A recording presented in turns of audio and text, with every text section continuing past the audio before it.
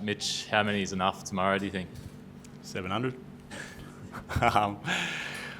It's obviously been an interesting wicket. Some bare patches, some grassy patches, I guess you call them. And it's not been easy to bat for the course of the 2 days, which I guess is reflected in the 10 runs difference between the first innings. So, there's a little bit of a partnership there with Bowen and Trav there at the end. So hopefully that can continue in the morning and push it as far as we can, some low order runs and then go from there. So, I think there's enough chances, as we've seen the last 2 days, that you're never quite in and you never know what total's going to be enough. Do you see the pitch changing at all? Obviously different venue, different country in London, but it changed drastically from day 2 to day 3. Is there a risk of that sort of happening here, or do you think there'll be plenty of chances throughout? Yeah, I think that the wicket at Lords was very flat when the sun came out. I certainly found it easy to battle. This, I think, we've seen these 2 days. It's just there's so much variable there that we saw yesterday on day 1 the ball shoot low, and then the next over it jumped up and created a wicket. So I think that'll probably be the same tomorrow. I don't know, but that's my guess. And some good bowling there that created enough chances. So I think that'll continue tomorrow.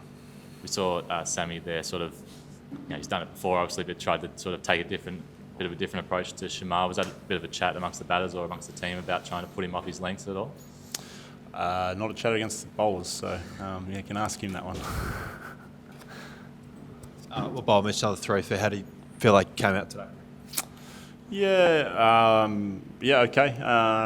We obviously pushed pretty hard first session yesterday with the ball to try and create as many chances as we can early doors. Probably let a few go with some aggressive fields there, which created some boundaries. But we know that this ball doesn't swing much after the 10 over mark. It obviously moved a fair bit sideways throughout, particularly with the ball being changed a fair few times for both teams. I think overall, they might have got a couple away, but I think to take 10 wickets and keep them close to the first innings total is pretty good. And just in regard to the batters, is there a feeling that there's a bit of a regeneration and new guys coming in? Do you think that the Aussie public should give them a bit of time to find their feet? I don't know how the public feel about it. Obviously, it's a different team without Steve and Marnus in it for the first time in a while. Steve, I think, is the only batter in that group that's played in these conditions before. So I think he's back in the next couple of days. So that'll be good around the group. For guys, they're finding ways in different conditions. So it's been a challenge for these first 2 days, and they've been working as hard as ever. So it hasn't quite worked so far for a few of them, but it's the beauty of Test cricket. It's a challenge, and got a good bowling attack to face on testing conditions. They're going to have to learn pretty quickly for the next 2 tests as well. Mitch, we've seen a string of DRS decisions in this game with sort of bat pad, and hard to discern whether it's been bat first or pad first. Probably gone each way. But do you feel there's a consistency in the way that they're generally adjudicated, and do players understand sort of what goes on behind the scenes in that respect? There's been some interesting ones. Obviously, a couple more have gone against the West Indies than us. So one for us obviously looked like there was a gap between the bat and the ball. Cost us 40-odd runs, but then a contentious one to then get the wicket. So as players, you can only ask the question. We don't use the technology to make that decision. We can ask a question. It sort of felt like, or looked like, that the snicko and the images were out of sync to some capacity. So you might have to ask the umpires about how that's all perceived from their end. But for us, we just ask a question. And just on a related note, the Carey catch, that low catch that was given your way, I suppose a little bit similar to the one with you at Lords a couple of years ago. Do you sort of understand the consistency on that front, or did you think it was a catch, and do you think it differed to the one that you had a couple of years ago? Mine, I put the ball on the ground. Kez's, again, that's the umpire's discretion. He obviously took it above the ground, and then whether it was deemed to have been in the glove when the frames were there. I think the one against Trav in the first innings was, I thought, we all thought that was out anyway, which obviously didn't go the way of the Windies. So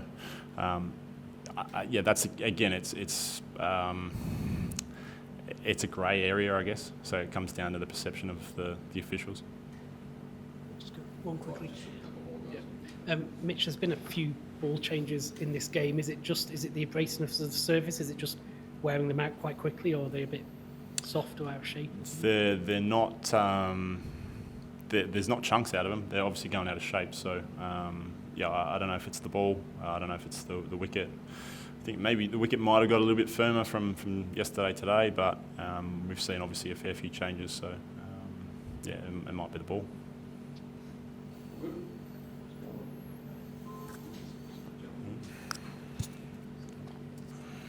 Mitch, Sham Samaru for On Drive, New York.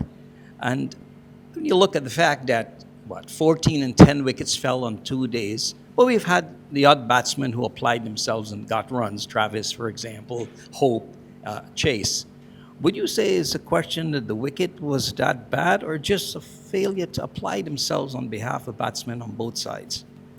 It's obviously an interesting wicket with the bare patches there and some grassy patches, I guess we'll call them. Listening to, I guess, some of the batters talk, it feels like they feel like it's a wicket you're never quite in on. So, it's obviously been tough for batting across the 2 days. I think there's been some good bowling, some pretty patient bowling, but we've seen a couple of partnerships there with obviously, what did we have? We had Uzi and Trav in the first innings, and then obviously today you had Chase and Hope there put a partnership together. So there's some partnerships to be had. It's just been tough for 2 days, and it's funny when there's a couple of days of wickets, people just say it's bad batting and not bowling. So maybe just say some good bowling.